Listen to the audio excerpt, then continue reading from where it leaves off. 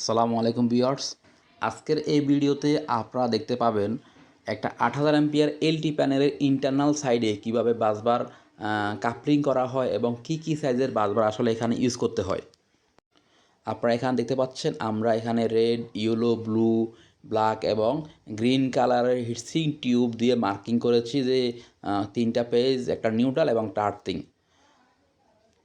তো যেহেতু আমাদের এই এলটি প্যানেলটা 8000 এমপিয়ারের এলটি প্যানেল, সেই ক্ষেত্রে আমরা এখানে 120/10-এর বাসবার দিয়ে আমরা এখানে 8000 এমপিয়ার মিলিয়েছি। এগুলো দেখতে পাচ্ছেন, এগুলো হচ্ছে সিটি, আমাদের সিটি লাগানো আছে।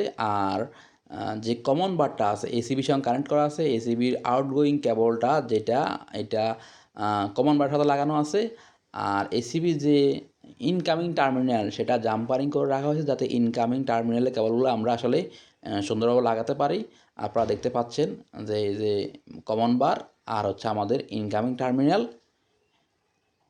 Thank you very much for your support. পরবর্তীতে আর নতুন নতুন ভিডিও পেতে আপনারা অবশ্যই আমার চ্যানেলটা সাবস্ক্রাইব করবেন।